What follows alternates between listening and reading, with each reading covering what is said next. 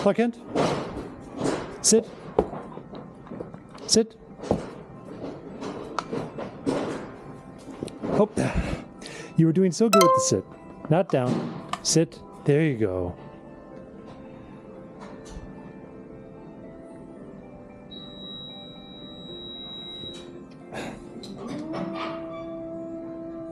Now, when I tell him to sit, if he sits for a while and then eventually goes into a down, that's fine by me.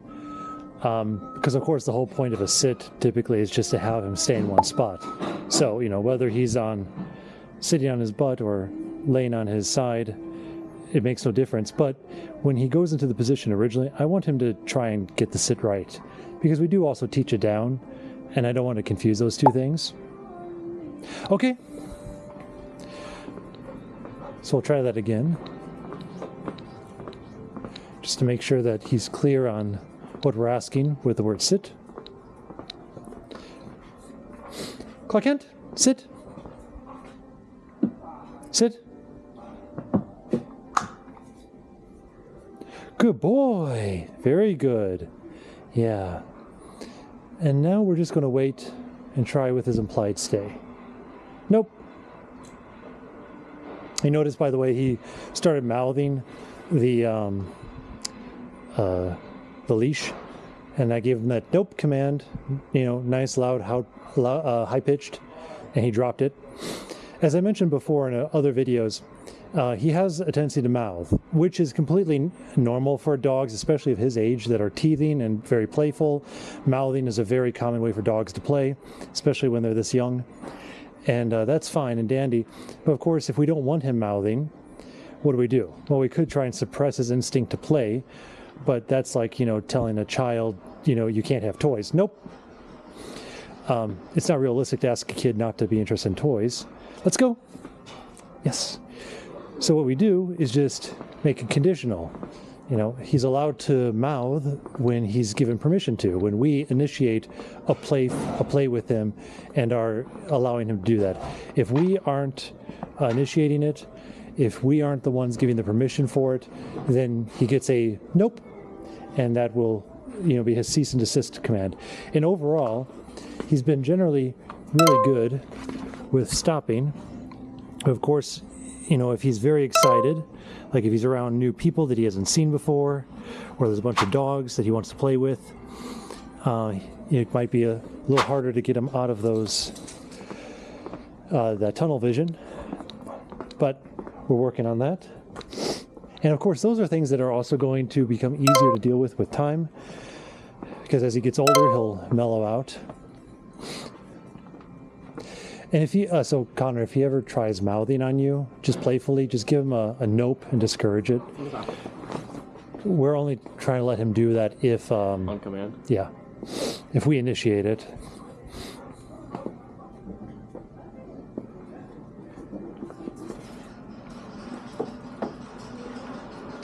Clark Kent, sit. Nope, not on top of me. Clark Kent, sit. Good boy. Oh, no. Here. Okay. Let's try it again. Clark Kent, sit. Sit.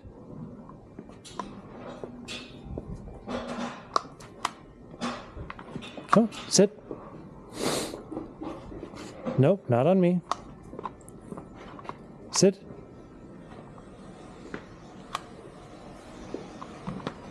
Sit. Good boy. Yes, good boy.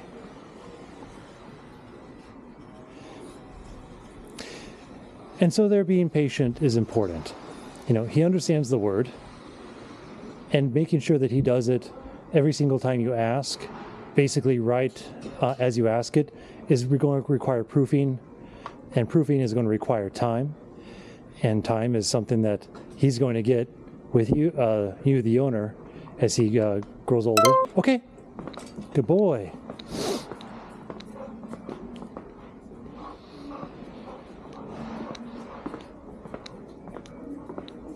And that's an important thing that, I wish more people understood when it comes to dog training. I mean, there are definitely programs that exist, I'm sure, where you give your dog away for like 6 months and it comes back a perfectly operating and obedient machine. But most people don't want to give their dogs away for 6 months. A lot of people don't even like to have their dogs be given away for a full month or even a few weeks. So how are you supposed to expect to make so much train progress with a dog in such a short amount of time?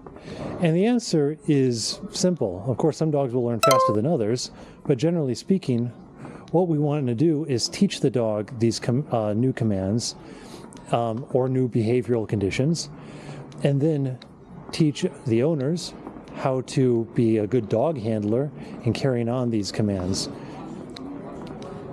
Hi there. Yep, let's go. That way, the dog will be able to prove what it has learned in its natural setting, its home. Come on, let's go. Good boy. Huh? What's his name? His name's Clark Kent. Clark Kent? Yeah. Mary? Yeah, of course. He's very friendly. He's a puppy, so yeah. What breed is this? Connie Corso. That's what I was gonna say. Yeah. Hey, nope. He likes to mouth. He's in his teething phase. I have a cat that does that too. Yeah. I'm trying to discourage him from mouthing on people without permission. Yes. He's a good boy. Working by that children. Yeah. Nope. No, the cane's not a chew toy. I'd like it to be a chew toy. It's nice to meet you, buddy. Yeah. Thank you so much for the interaction. All right. Nope. Clark Kent, let's go. Now that is one friendly dog. How do you feel about yelling Clark Kent in the store? It's fine. It's just a name. So, anyways, the point. It is a cool name. I might have gone with Kal-El, but that's a little harder to remember for some people, I guess, if you're doing a Superman theme. So, as I was explaining, is that it's then up for the owner to learn how to handle the dog and to continue to train it on their own. So basically, we're trying to, training dogs with us is a two-step process. Step one, we take the dog, we teach it commands, we teach it behavioral modifications. Step two, we hand it back to its owners, and we teach the owners how to continue reinforcing the things that the dog has already learned, so they become habitual. So that way they become, second nature, and it's the dog's new default personality. Now, some dogs, we receive within a month. After a month, they are so well mannered that it's like, oh, well, their owner basically has to do very little except just memorize commands and conditions. Other dogs, require much more time, much more energy and commitment, and that's totally fine. It's just like if you're going to be teaching a classroom full of children, some children will take to the what they're learning very quickly. They might learn a new math equation first time they hear it and see it and are able to perform proficiently. Others might need some reminders, some extra help. Others might even need tutoring on the side in addition to everything else. Nope, no, Clark Kent, nope. So that's just we want to take the dogs on their own terms and not be, have unreasonably high expectations for a dog, just like we wouldn't want to have unreasonably high expectations for our child. We want to make sure that just as the child is going to get all the love and support he needs to become the best he can, so is the dog. Let's go. Good boy.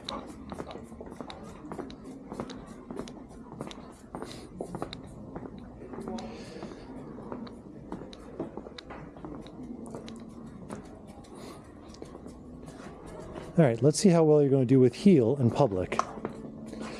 With all these new sights and smells, huh? Okay, Clark Kent? Clark Kent. Heel.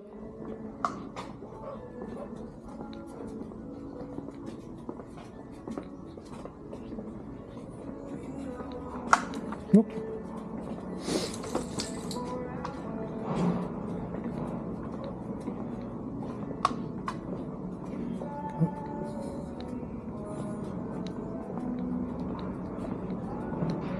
Okay, good boy. That was pretty good. He was distracted a few times. When a dog is in a heel, we try to discourage it from sniffing because we want its attention on where we're going and on us. Clark in. Let's go. And so I corrected the sniffing, and he lagged behind a few times. One time he corrected himself, another time I corrected him. But overall, that was pretty good.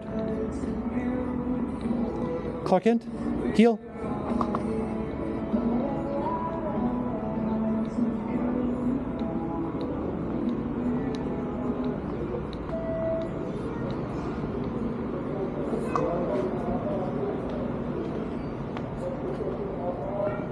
Heel. Yep, he's watching the people on the other side of the aisle. Nope. That's a distraction for him that he normally doesn't have, say at the park. And that's why we brought him here, to increase the difficulty level. Heel.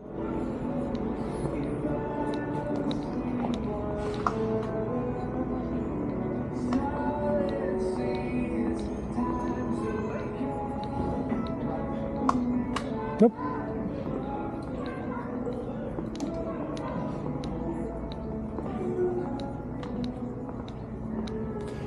Okay, good boy. Nope.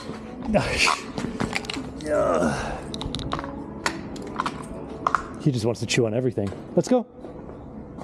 Clock in, let's go.